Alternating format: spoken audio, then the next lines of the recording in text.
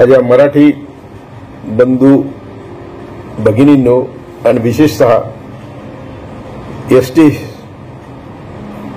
संप कर्मचाऱ्यांनो, मी सुरुवातीलाच माझ्याकडे एसटी कर्मचाऱ्यांचे काही प्रतिनिधी आले होते आणि या संपाबद्दल माझ्याशी बोलले होते. मी त्यांना म्हणलो होतो की एक हाती नेतृत्व असेल तर त्याच्यात मी पडेल, नाही तर काही पडणार नाही. खूप नेते होते, खूप पक्ष होते. मी गेली 32-30 वर्ष, 35 वर्ष फक्त आंदोलन करतो. त्यामुळे तुमचं जे काही झालं ते मला बघवलं नाही आणि राहवलं नाही, म्हणून तुमच्याशी 2 शब्द बोलतो. संप करायचा असतो तो आपल्या मागण्यासाठी. अनेक वेळा संप जे होतात ते संपाला कोणीतरी मॅनेज करतं आणि मागण्या आवाच्या सवा असतात. उदाहरणार्थ आपण मुंबई कामगारांचा संप घेऊ. लाखो कोटीच्या उद्योगपतींच्या गिरण्या होत्या आणि अशा प्रकारचं आंदोलन उभं राहिलं की त्या मागण्या उद्योगपती पुऱ्या करू शकत नव्हते. शेवटी सगळ्या कापड गिरण्या बंद पडल्या. सगळे माझे मराठी माणसं, सगळी भाऊ बहिणी देशोधडीला लागले. गावाकडे येऊन कित्येकाने आत्महत्या केल्या. उद्योगपती गडगंज झाले आणि राज्यकर्ते गडगंज झाले. मी आणि निळू खाडीलकरच एका मुख्यमंत्र्याला भेटलो होतो आणि म्हटलं होतं की हे जमिनी विकता कामा नाही. ते मुख्यमंत्री म्हणले मी 1 इंच जमीन विकू देणार नाही उद्योगपतीला, कारण ह्या जमिनी सगळ्या आपल्याच होत्या, उद्योगपतीच्या नव्हत्याच, ॲक्वायर करून त्याला दिल्या होत्या. पण ते तसं पुढे झालं नाही. अण्णा हजारेंचं आंदोलन, त्यांनी जनलोकपाल बिल मागितलं. मी त्यावेळी टीव्हीवर सांगत होतो की अण्णा हजारे स्वतः पंतप्रधान झाले तरी ते जनलोकपाल देशाला देऊ शकत नाही, कारण ती असंविधानिक मागणी आहे, घटनाबाह्य मागणी आहे. अशी अनेक आंदोलनाची उदाहरण देता येते. मी 30 वर्षात जी आंदोलनं केली त्यात आंदोलकाच्या पत्रात 10 पॉइंट असतील तर 9, 8, 7 त्यांच्या पदरात पडतील अशा प्रकारे आंदोलन केली आणि जिथे परत घ्यायचं तिथे परत घेतलं. पण एकही आंदोलन मी हरलो नाही. किंवा प्रश्न आज तुमच्या आंदोलनाचा असा आहे की तुमची मागणी, बाकी सगळ्या मागण्या ठीक आहेत, पण तुमची मागणी होती की आम्हाला सरकारमध्ये विलीन करून घ्या. सगळे पक्ष होते, सगळ्या युनियन होत्या, त्या सगळ्या बॅकआउट झाल्या. कारण सरकारमध्ये विलिनीकरण घ्या ही मागणी तुमच्यापैकी कोणी मुख्यमंत्री झाला तरी पुरी करू शकत नाही. तुम्ही 1991 नंतर जर बघितलं तर सगळं खाजगीकरणाचं वार आहे. सरकारी नोकऱ्यामध्ये आत्ता ज्या नोकऱ्या शिल्लक आहेत त्याच्यामध्ये सुद्धा लाखो जागा रिकाम्या आहेत आणि सरकार त्या भरायला जागा तयार नाही. त्यामुळं रिकाम्या जागा ठेवल्यात पण नवीन जागा सरकारी नोकर भरत नाहीत. तेव्हा तुम्हाला लागभर लोकांना सरकारमध्ये विलीन करून घेऊन तुम्हाला सरकारी पगार देणं हे आजच्या कुठल्याच पॉलिसीमध्ये बसत नाही आणि कुठलाच राज्यकर्ता करणार नाही. आपण राजकारणावर फार टीका करणार नाही आज, पण मला तुमचं जे वाईट वाटलं त्याच्याबद्दल मी तुमच्याशी बोलतो. मग काय करायला पाहिजे होतं? उलट मी पहिल्या दिवशी पोस्ट टाकली होती की महामंडळ पहिल्यांदा पुढाऱ्यांनी खाल्लं, पुढारी आणि अधिकारी, तुम्ही नाही. महामंडळ पहिल्यांदा, कारण हे बहुजन सुखाय बहुजन हिताय सुरू झालेलीच ही सर्व्हिस होती. गाव तिथे एसटी हा त्यांचं ध्येय होतं आणि ते पुरं होत आलं होतं. तिथे पुढारी आणि अधिकाऱ्यांच्या युतीने सगळं बोर्ड खाल्लं, महामंडळ खाल्लं. तुमच्या पत्रात काही पडलं नाही. पण त्यावेळी तुम्ही संप करून करप्शन थांबवा म्हणायला पाहिजे होतं. त्यावेळी तुम्ही ह्या सगळ्या पुढाऱ्यांवर वचक ठेवायला पाहिजे होता, तो झाला नाही. जेवढं मंडळ फायद्यात गेलं असतं तेवढं तुम्हाला जास्त मागणी करता आली असती. आज मंडळ डब्यात गेलंय आणि तुमच्या मागण्या आवाच्या सवा आहेत. तेव्हा मंडळ वाचवणं ही तुमची, माझी, सर्व महाराष्ट्रीयांची, पुढाऱ्यांची मिळून जबाबदारी आहे. कारण हीच एक असं संधी होती की मी बघत होतो, मी माझ्या लहानपणी, म्हणजे मी तरुणपणी म्हणता येईल, बाळासाहेब विखे खासदार होते, कंडक्टर शेजारीने मी एसटीत बसायची.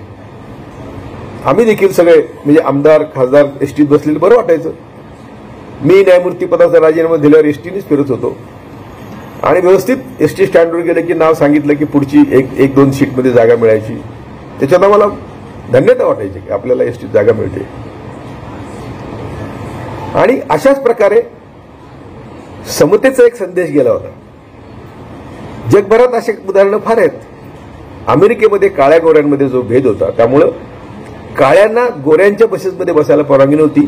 एक बाईने धाडस केलं आणि ती बसली आणि त्यानंतर आंदोलन उभं राहिलं आणि ते सगळे एकाच गोष्टीने एकाच बसने जाऊ लागले. खाजगीकरण करणाऱ्यांचे फार हाल झालेले आहेत जगात. मार्गारेट थॅचरने रेल्वेचं आणि ट्रान्सपोर्टचं खाजगीकरण केलं होतं.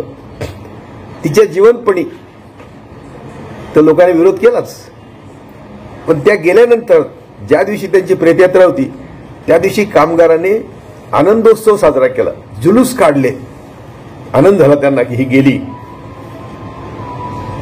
कारण सार्वजनिक उद्योग आणि हा सार्वजनिक आपण म्हणतो त्याला की आपला गावागावात जाणारी एसटी, याचा उद्देश काय होता? LIC असेल, सार्वजनिक उद्योग असतील, बँकांचं राष्ट्रीयकरण असेल, याचा उद्देश होता सामाजिक आणि आर्थिक समतेकडे समाजाला नेणं. 91 नंतर भारतीय संविधानातले जे हे मुख्य तत्व आहे, आत्मा आहे, समता आणि न्याय, याला तर काळीमास फासली. 91चं आर्थिक धोरण फक्त शेटजी भटजींचं राज्य या देशावर यावं यासाठी आलेलं होतं. आणि IMF आणि वर्ल्ड बँक शहाणे गॅट करा, रामकं तमकं ते आम्हाला सांगणार की तुम्ही काय करा, तुम्ही कामगार कमी करा, तुम्ही नफा वाढवा, आणि तो भांडवलदारांना द्या. त्यामुळं समतेच्या लढाईला हा प्रमुख अडथळा आला की सार्वजनिक उद्योग विकले गेले, आमच्या नोकऱ्या गेल्या, आमची संपत्ती गेली. आणि तेच एसटी कामगारांचं झालं. त्यामुळं आम्ही संप का करतो याचं पहिल्यांदा प्रशिक्षण झालं पाहिजे. कोणाशी करतोय, त्यांच्याकडे काय आहे, आडात नसेल तर पोऱ्यात येणार कुठून? आणि सरकारच्या तिजोरीतून तुम्हाला काय देणार नव्हते ठरलेलं आहे, देऊच शकत नाही, ते पण देऊ शकत नाही. सरकारची तिजोरी पण ठणठणाट आहे. कारण हे सगळं व्यवस्थाच 91 नंतरची संविधानाच्या विरुद्ध आहे. भारतीय संविधानाने जे समतेचा पाया घातला, अहो सध्या कोण सत्तेवर? समतेचे शत्रू सत्तेवर आहेत, न्यायाचे शत्रू सत्तेवर आहेत, ज्यांनी आयुष्यभर हजारो वर्ष आमची अडवणूक केली, आमची फसवणूक केली, आम्हाला स्वर्गाच्या लालचेने, नरकाच्या भीतीने, 33 कोटी देवाच्या दबावाखाली अज्ञानी ठेवलं, बिगर संपत्तीचं ठेवलं, ते सत्तेवर आहेत आज. आणि म्हणून तुमच्या संपातून काही निष्पन्न होणार नाही हे मी सांगत होतो. माझा निरोप तुमच्याबरोबर येत नव्हता आणि मी तिथे येऊन बोलणं बरं नव्हतं.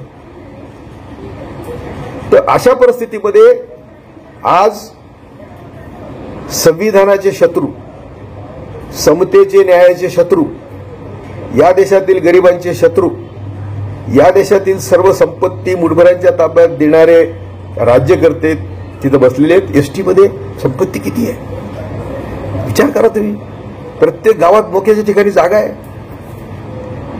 प्रत्येक डेपो आहेत, हे भरपूर जागा आहेत, भरपूर साधनं आहेत. ही सगळी संसाधनं अशा आंदोलनामुळं जे गिरणी कामगारांच्या गिरणीच्या जमिनीचं झालं तेच एसटीचं होणार. आणि मग तिथे वर्ग निर्माण होणार.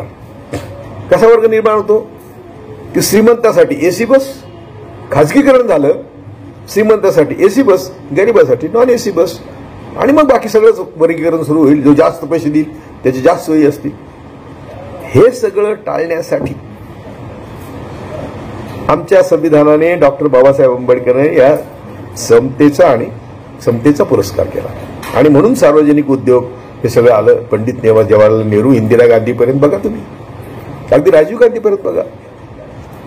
परंतु जे समतेचे शत्रू होते, जे न्यायाचे शत्रू होते, तेच नेहरूंचे पण शत्रू होते, गांधींचे पण शत्रू होते. गांधींचं खून काय, संविधानाची वाटच लावायची होती ना. आणि 91ची नवीन अर्थनीती संविधानाची वाटच लावायची होती. तेव्हा मी असं म्हणेल की तुम्ही सर्वांनी कामावर जावं. वैयक्तिक मी कोणाचा नाही. तुम्हाला माहिती आहे माझा 50 वर्षाचा इतिहास जर तुम्ही बघितला, मी 76 पासून सांगतोय की आमच्या सगळ्या दुःखाचं मूळ ब्राह्मण्यवादी विषारी संघी व्यवस्थेत आहे. आणि त्याला आमचे सगळे लोक बळी आहेत. आम्ही बहुजनांचे नेते त्यांचेच पाय दाबतात, त्यांच्याच गळ्याला गळा लावतात. त्यामुळे कोणाला आपण नाव ठेवून 1-2 नाही असे नाही आहेत. तेव्हा ही व्यवस्था समजून घेऊन आंदोलन उभं राहायला पाहिजे होतं. अजूनही आपण हे चांगलं करू शकतो. ही एसटी मला जर सांगितलं तर मी कमीत कमी 1 वर्षात आणि जास्तीत जास्त 5 वर्षात ती पाहिजे तेवढी फायद्यात आणून देऊन तुम्हाला पाहिजे तेवढा पगार देऊ शकतो. पण ते होणे नाही. कारण सगळ्यांना आमचं वावडं आहे. सगळ्यांना तुम्हाला लुटण्यासाठी, तुम्हाला गुलाम ठेवण्यासाठी आमच्यासारखे लोक त्यांना दूर ठेवायचे असतात. म्हणून मी तुम्हाला विनंती करीन, गुण्या गोविंदाने कामावर जा. जे देत कबूल केले कोर्टाने ते घ्या. आणि एसटी मध्ये भ्रष्टाचार होणार नाही, एसटीचं उत्पन्न वाढेल, असा दबाव निर्माण करा तुमच्या युनियनतर्फे. आणि तो जर दबाव निर्माण केला तर तुमच्या सगळ्या मागण्या पूर्ण होतील. विनंती करतो, कुणाचाही शिक्का मला लावू नका. मी कधी कोणाचा नाही. मला तुमची म्हणजे कष्टकऱ्यांची माझी तळमळ असते म्हणून मी तुमच्याशी बोललो. जय भारत, जय संविधान, जय महाराष्ट्र.